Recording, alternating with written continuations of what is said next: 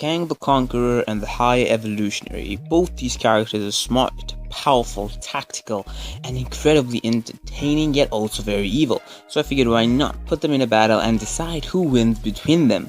Like, share, subscribe, comment down below on any thoughts you have about this video.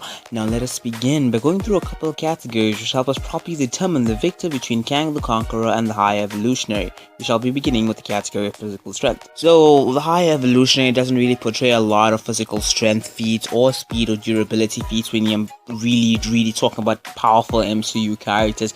He's not really a fighter either, so it makes sense why he wouldn't have those levels of strength, speed, and durability. Whereas Kang, on the other hand, is more of a fighter and yet also a conqueror and a tactical genius.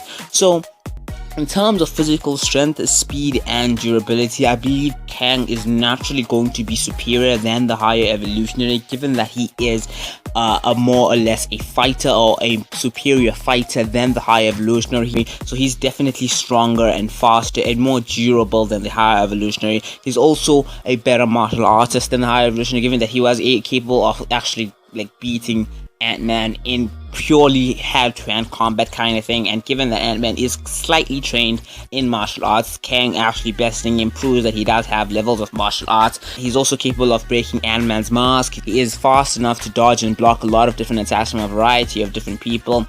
And of course, is also durable enough to take a variety of different blows from characters like Ant-Man.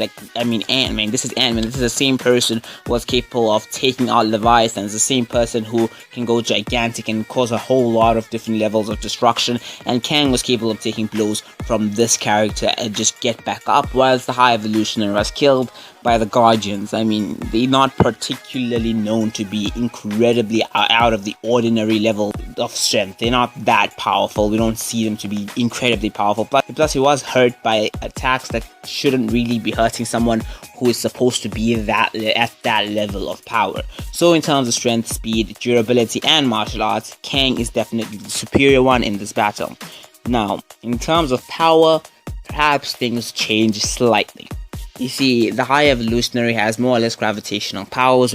He's capable of controlling the gravity around an object and more or less moving it around, shifting it, damaging it, or destroying it in a variety of different ways. It can also be seen to be a bit more of a telekinetic ability. He's also capable of using his powers to create massive shockwaves, massive waves of power, which are capable of destroying an entire room with absolute at utter ease, and this is purely his rage. And he was even capable of holding back Adam Warlock using this power of his. He was capable of holding back and actually hurting and squeezing Adam Warlock. I made a video on the power of Adam Warlock and said his durability is quite high on powered characters like Iron Man and stuff like that. He is a god tier character, and the High Evolutionary being capable to push Adam Warlock to this stage actually proves how powerful his power actually is.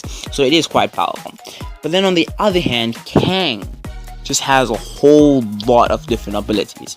He has telekinetic abilities, he has mental abilities, he can absorb powers and redirect the powers. He also has different lasers and blasts and different projectiles which he could use in a variety of different ways. He has way more powers than the High Evolutionary.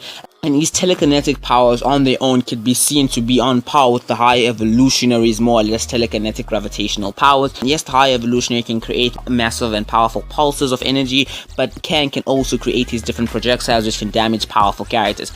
Kang's power was capable of pushing back Ant-Man. Again, Ant-Man was the one who was powerful enough to bloody knock out and take down Leviathans with single blows and stuff like that on a continuous basis. And to some regard, this variation of Ant-Man could be even larger in a way, given that this is a bit different, given that it was the quantum realm, but still, that is the actual power of Ant-Man, and Kang is able to actually push Ant-Man away, given his level of power. Kang literally states that he actually beat Thor.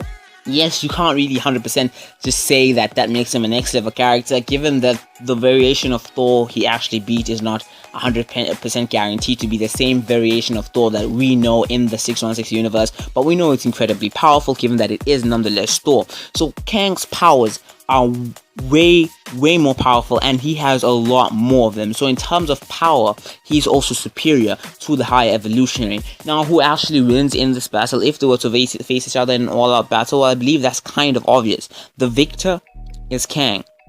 He is stronger, faster, more durable, a better martial artist, and his powers can his powers can destroy the higher evolutionary's powers. This higher evolutionary is not at all weak. He's not weak, but he's not at the same level of power as Kang. Kang's telekinetic abilities can be somewhat on par with the higher evolutionary's kind of telekinetic or gravitational abilities. The higher evolutionary can create those massive pulses that could destroy runes, but Kang can create massive pulses that can push back Ant-Man and can possibly hurt Thor, the God of Thunder. And he can even possibly absorb the power of the higher evolutionary and redirect it and actually hurt him way more than the higher evolutionary would hurt Kang. Kang is definitely the victor in this battle. Anyway, I'm sure a few people have a few comments and thoughts about this video. If y'all do, you can leave them down below. I'd love to see them. But this is MC Info with another MC Clash. I'm out.